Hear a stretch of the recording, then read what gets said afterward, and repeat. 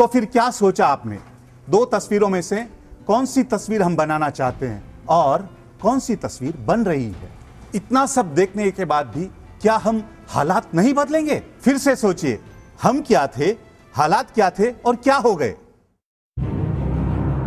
विश्व इतिहास के पन्ने, इन पन्नों में कई ऐसी सच्ची और हैरान कर देने वाली दास्तानें छिपी हैं जिनका जिक्र तो होना चाहिए था लेकिन हुआ नहीं। कारण जो भी हो, लेकिन इन पन्नों में दबी हैं कुछ दास्तानें।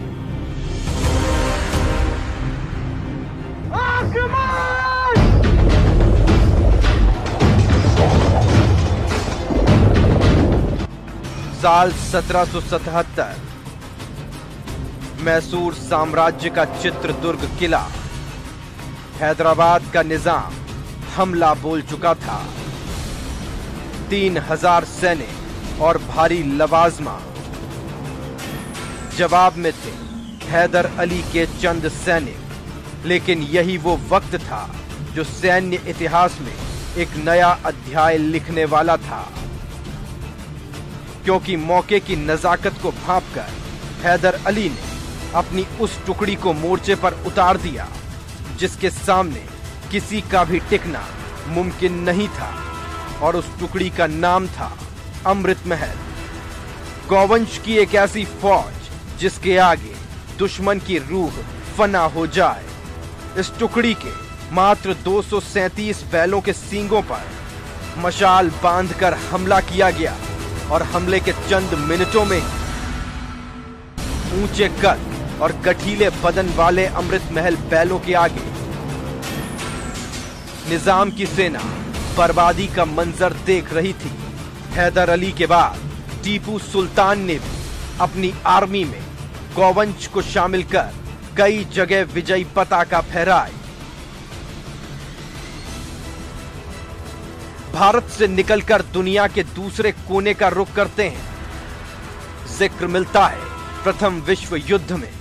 बात मेसोपोटामिया की है, जहां जो कुछ हुआ वो पूरी दुनिया ने देखा। मेसोपोटामिया में सेना के साथ अमृत महल बैलों की टुकड़ी थी, जिसने प्रतिकूल मौसम में भी सेना का जमकर न केवल साथ दिया, बल्कि दुश्मन को नेस्तनाबूद करने में भी कोई कसर बाकी नहीं छोड़ी। ये बात बेशक पुरानी है, लेकिन गाय जब नाराजगी पर उतरती है तो उसका सामना करने की हिम्मत किसी में नहीं होती। गौवंश के इस रूप से शायद आप अनजान रहे हो, लेकिन धर्म कोई भी हो, पंथ कोई भी हो, गौवंश की महिमा सभी ने मानी भी है और जानी भी है।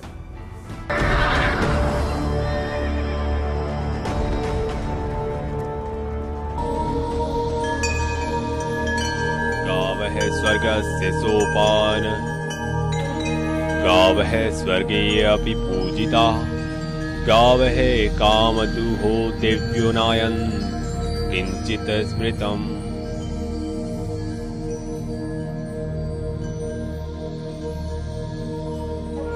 गाय यानी भारतीय संस्कृति की पहचान। पुराणों के मुताबिक स्वर्ग की सीढ़ी, जिसकी हर जगह पूजा होती है। सभी अभिलाषित वस्तुओं को प्रदान करने वाली गायों से बढ़कर और कोई श्रेष्ठ नहीं। एक चिंतक ने बहुत ही सुंदर मजा का प्रश्न किया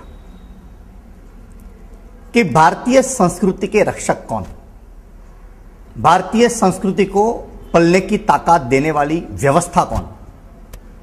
और जब उनके ऊपर बहुत कुछ विद्वानों के साथ चिंतन की संगोष्ठी की गई तो एक बात ही पता चली कि मानवों के साथ, हमारे साथ जिस प्रकार से गौ माता जुड़ी हुई है, और ये गौ माता के द्वारा हमें जो प्राप्त हो रहा है, चाहे वो सामाजिक उन्नति में हो, चाहे वो धार्मिक हमारी व्यवस्था में हो, चाहे वो हमारी अर्थव्यवस्था में हो, लेकिन हमेशा उनका उपकार हमारे साथ जुड़ा हुआ रहा।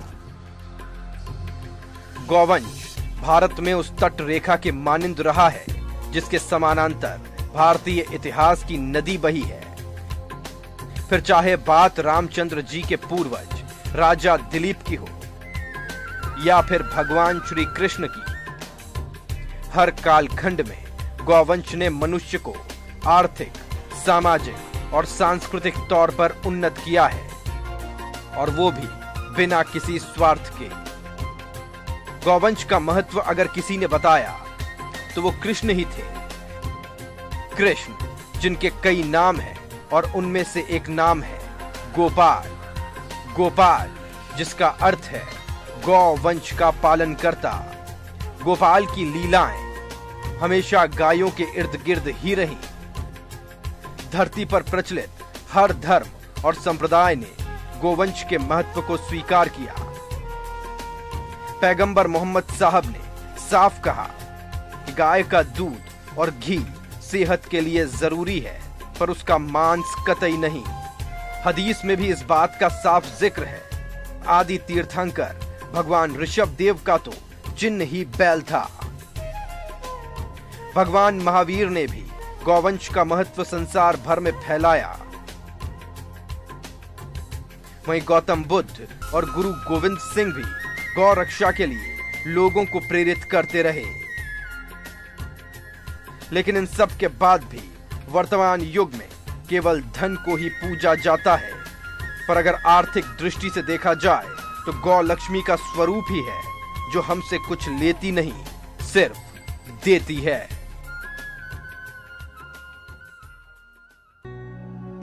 आस्था के साथ गौवंश का जुड़ाव हमेशा से रहा है, लेकिन आधार इसका तब भी वैज्ञानिक ही था, और आज वर्तमान में आस्था के बजाय हर चीज को वैज्ञानिक दृष्टिकोण से देखा जाता है। लेकिन गौवंश हर कौन से मानव जाति के लिए महत्वपूर्ण है।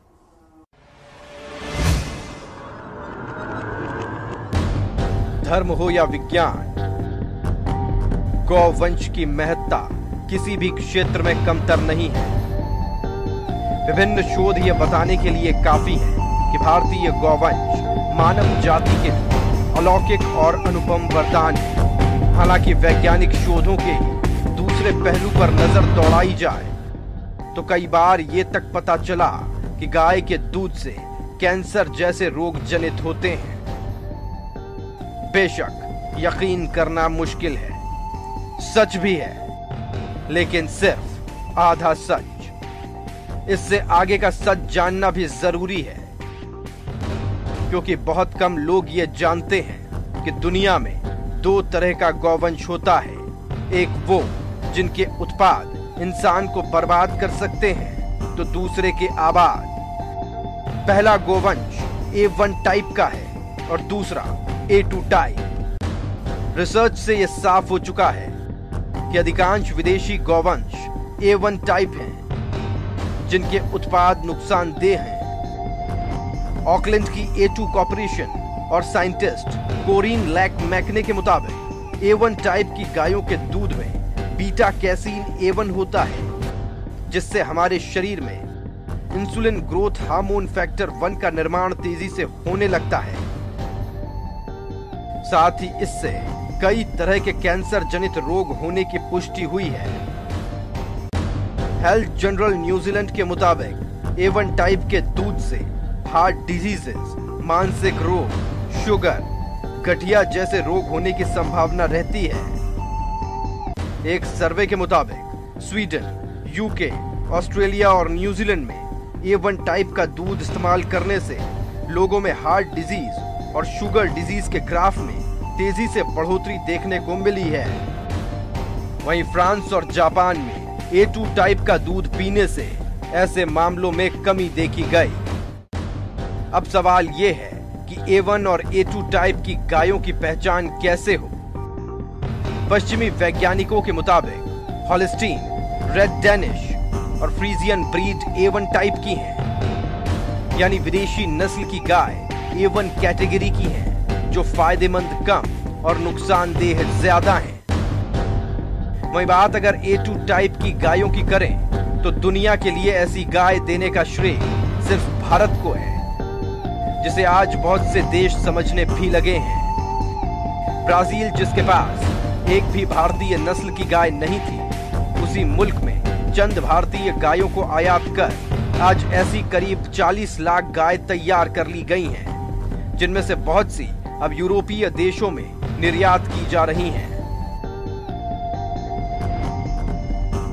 आज 16 से ज्यादा पश्चिमी देशों में भारतीय गाय के आर्थिक महत्व के चलते लाखों की तादाद में पाला जा रहा है। भारतीय गौवंश का महत्व इस बात से भी साबित हो जाता है कि अकेले अमेरिका ने इन गायों पर रिसर्च के लिए 20,000 करोड़ खर्च किए हैं। वहीं दुनिया के दूसरे मुल्क भी भारतीय गौवंश पर न केवल रिसर्च कर रहे हैं, बल्कि भारतीय मूल की गायों से स्थानीय गायों की ब्रीडिंग करा रहे हैं ताकि उनकी गायों की नस्ल बेहतर की जा सके। अमेरिका और ब्रिटेन जैसे विकसित देशों में A2 टाइप गाय के दूध की डिमांड तेजी से बढ़ रही है, क्योंकि वहां के लोग इस बात को जान चुके हैं कि A1 टाइप का दूध उनकी सेहत के लिए ठीक नहीं। दूसरी तरफ हमारा देश है जहां अपनी नस्ल को बचाने और उसे उन्नत करने की बजाय विदेशी नस्ल यानी A1 टाइप गौवंश से क्रॉस ब्रीडिंग करवाई जा रही है। और यही वजह है कि ऐसा करने से हमारी भारतीय नस्ल बर्बाद होती जा रही है। गाय यानी एक पालतू, शाकाहारी और दुधारू पशु, ये हम सब जानते हैं, लेकिन क्या इतना जानना काफी है? शायद नहीं। गाय हमारे दैनिक जीवन में इससे कहीं ज्यादा महत्वपूर्ण है।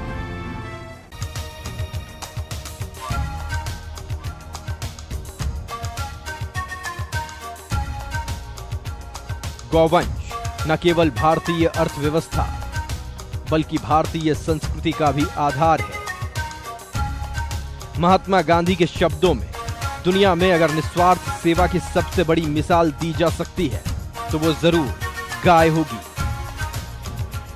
गौवंश और प्रकृति एक जैसे हैं, हमसे जो लेती हैं उससे कई गुना ज्यादा लौटा देती हैं।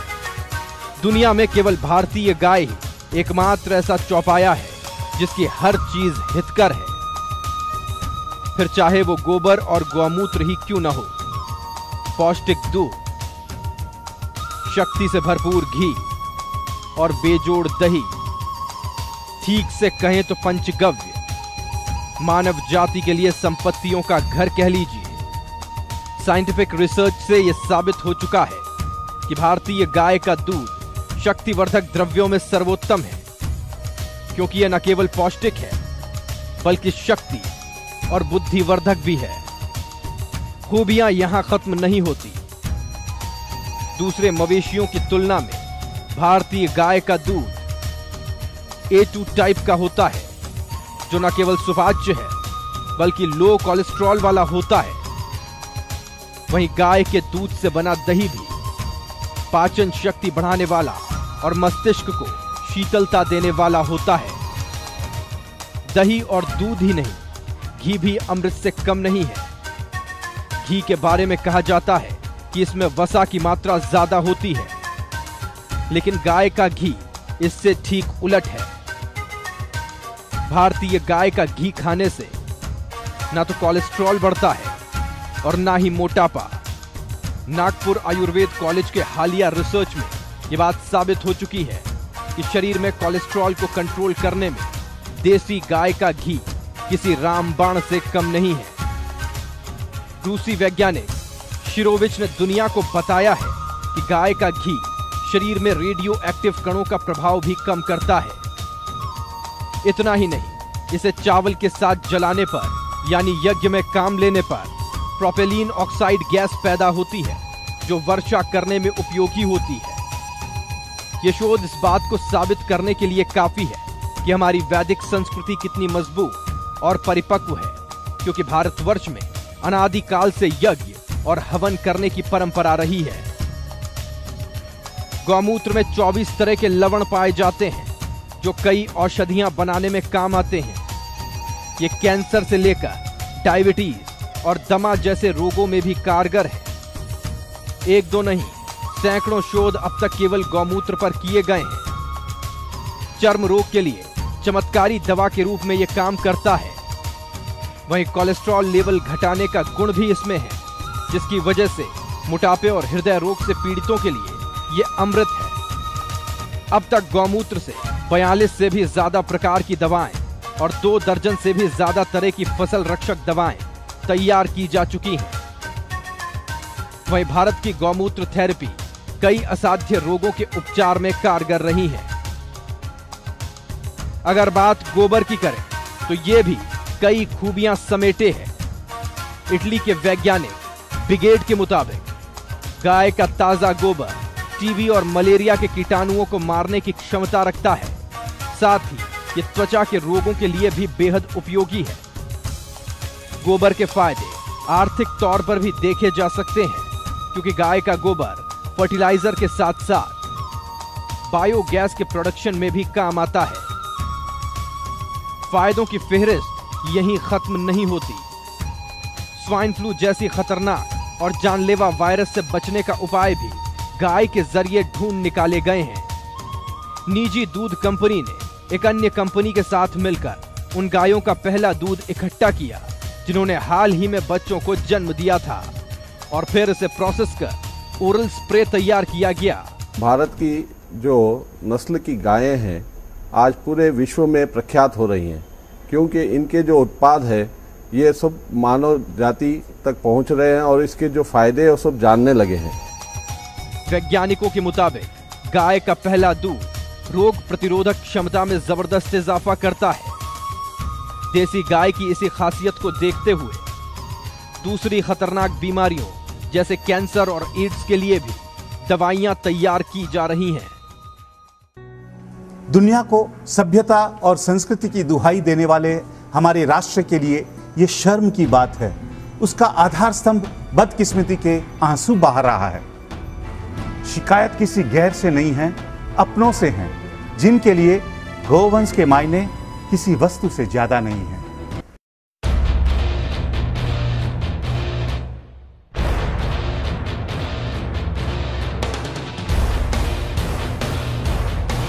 भारत में गौ हत्या रोकने को लेकर कई आंदोलन हुए, कई मुहिम चली।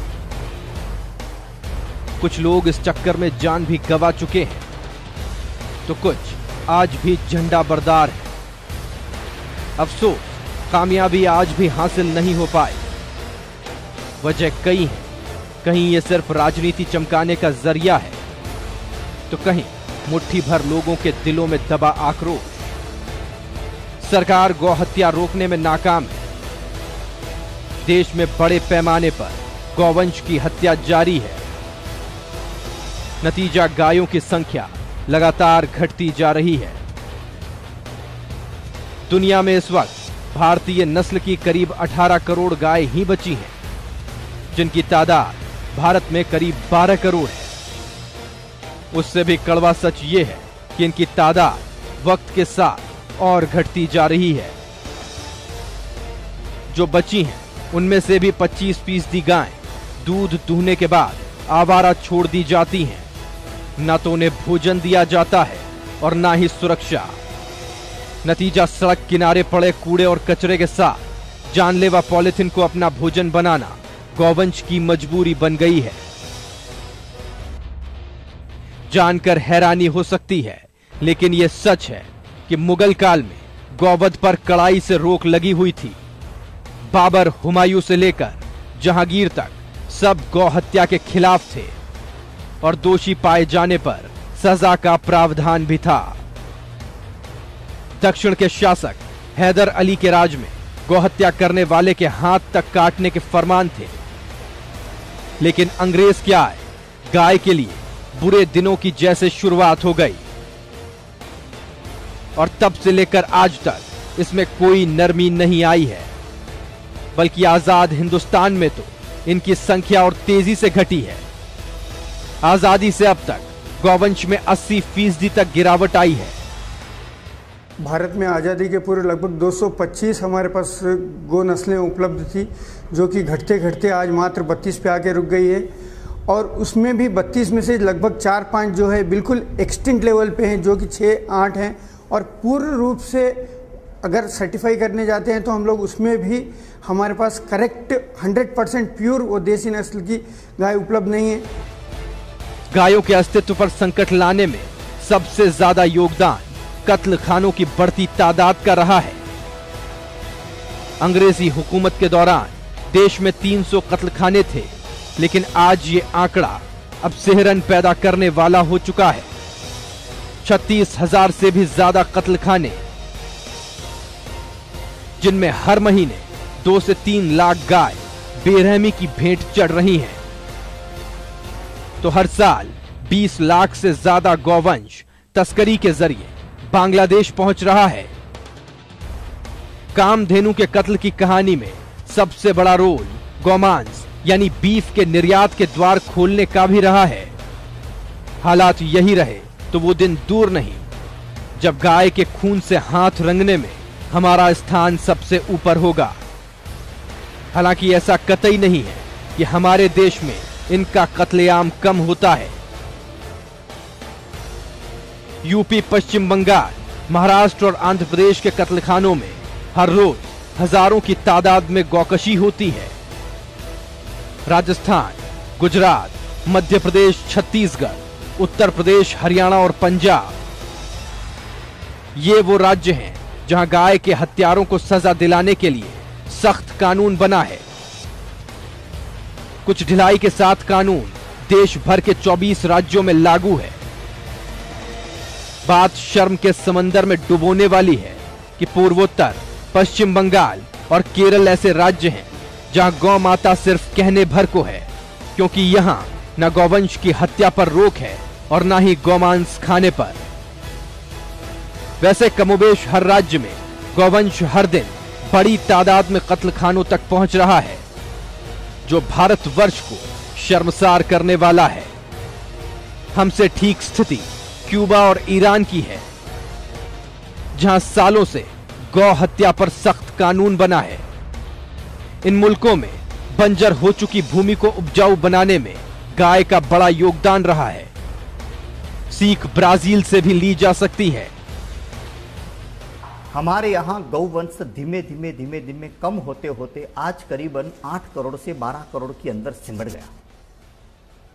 यहां हमारा नुकसान यह हुआ, यदि हम मात्र पर्यावरण के बेस पर देखें तो बारिश हमारे यहां कम हो गई, ठंड भी हमारे यहां कम हो गई, धूप हमारे यहां बढ़ गई, तो पानी की कमी आपो-आप हम सभी महसूस करने लगे। ठंड बराबर नहीं गिरने की वजह से धान्य में जो सात्विकता थी वो आपो-आप कम होने लगी। कई जगह पर अर्थक्वेक आने लगे, कई जगह पर पूर आने लगे, यानी बाढ़ें आने लगी। सालाना हजारों लाखों नहीं करोड़ों रुपयों का नुकसान हम मात्र एक गौ सेवा की आसेवना नहीं करने की वजह से और गौ की तादादता कम होने की वजह से हम सभी भोग रहे हैं। हमारे देश में राष्ट्रीय गौवंश आयोग ये बता चुका है कि जैविक खेती और गौपालन से देश में बेरोजगारी की समस्या खत्म हो सकती है, क्योंकि इससे 8 करोड़ लोगों को रोजगार मिल सकता है। गोधन की रक्षा से व्याप्त बेरोजगारी का निदान होगा। हजारों साल से गोधन भारत की अर्थव्यवस्था का अहम हिस्सा रहा है एवं गोधन के कारण ही भारत विश्व का समृद्धतम राष्ट्र रहा है। अफसोस, संकीर्ण मानसिकता के लोग अजीब और बेतुका तर्क गौवध के लिए देते रहते हैं।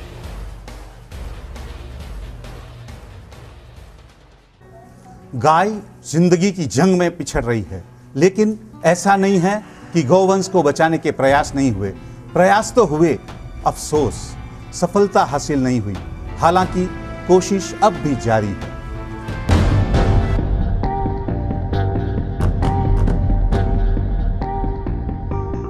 एक गाय की औसत आयु 22 से 25 साल होती है, जिसमें गाय अपनी उम्र के चौथे साल में दूध देना शुरू करती है और ये क्रम उसकी उम्र के 12 सालों तक जारी रहता है।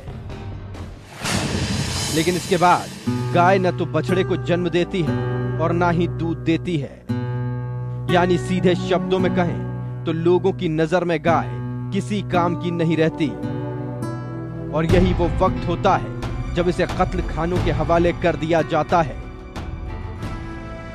लेकिन यह भुला दिया जाता है कि गाय गोबर और गौमूत्र देना नहीं छोड़ती, जिनका इस्तेमाल न केवल औषधियों में हो सकता है बल्कि ऊर्जा के सबसे बड़े भंडार के रूप में भी काम आ सकता है। जरूरत है बस थोड़ी सी समझ की।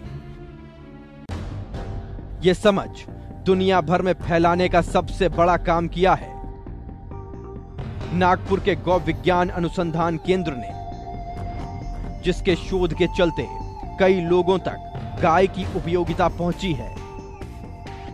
इस केंद्र की रचनात्मक सोच और गाय के उत्पादों पर सटीक रिसर्च ने उपलब्धि की नई इबारत लिखी है। केंद्र गौमूत्र और गोबर से अब तक 42 से ज्यादा औषधियां बना चुका है, जो कैंसर जैसे रोगों के लिए भी कारगर है।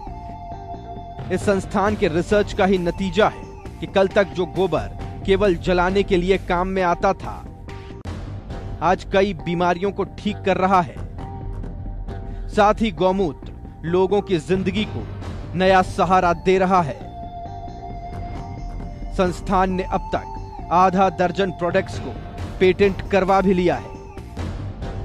गाय सलामत रह सके, लिहाजा कई दूसरे सामाजिक संस्थान अपनी भूमिका बखूबी निभा रहे हैं। गौधाम पथमेड़ा इसी कड़ी में सबसे ऊपर स्थान रखता है।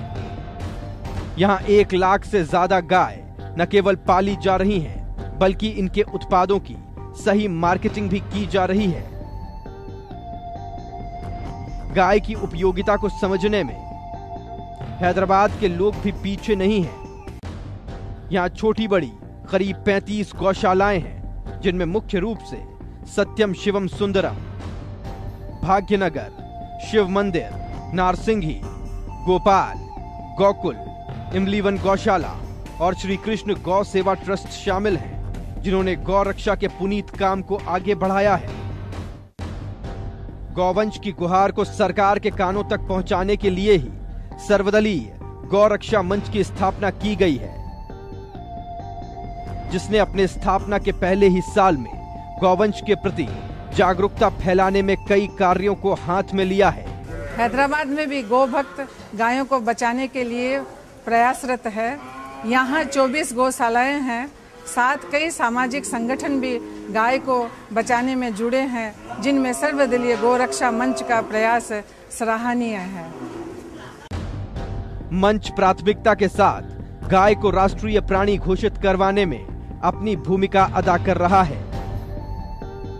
हम लोग गाय के प्रोडक्टों को कैसे इस्तेमाल किया जाए, कहाँ मिलती हैं, कहाँ से उसका उपयोग करें और कौन बना रहे हैं, उसके बारे में जनता को पूरे जागरूक करते हैं और उसका प्रचार करते हैं। और गाय के गोमाता को और उसके गोवंश को इंश्योरेंस द्वारा बचाया जाए, इंश्योरेंस किया जाए, इस पर भी हमारा एक मंथन चल रहा, विचार चल रहा है। और घर घर में रसोई गैस के लिए गोबर गैस के प्लांट लगाने की भी विचार हम लोगों का चल रहा है, उस पर हम काम कर रहे हैं। सर्वदलीय गौरक्षा मंच अभियान को बढ़ाने में महिलाओं का बहुत बड़ा योगदान है। इस मंच से बहुत बड़ी संख्या में महिलाएं जुड़ी है और ये बड़े गर्व की बात है कि इतनी व्यस्त रहते हुए भी महिलाएं इस काम के लिए इतना समय निकाल पा रही हैं और उसमें योगदान दे रही हैं। गौ संवर्धन के लिए गौपालकों के हाथ मजबूत करने की दिशा में भी संस्था ने कदम बढ़ाए हैं, जिसके तहत गायों का इंश्योरेंस और गोबर गैस के प्लांट लगवाना शामिल है। जरा सोचिए, भारतीय गोवंश की जो तस्वीर हमने आपके सामने रखी है वो बस बानगी भर है। एक माँ को अपने परिवार को बचाने के लिए हमसे गुहार लगानी पड़ रही है। गौर करिए इस गुहार पर, वरना ऐसा न हो कि गोवंश इतिहास की पुस्तक के चैप्टर में तब्दील हो जाए और आने वाली पीढ़ी इस बहुमूल्य धरोहर का हिसाब मांगे तो आपका सिर शर्म से झुक जाए। वक्त है, जागिए और संकल्प लीजिए, वंदे गौ मातरम।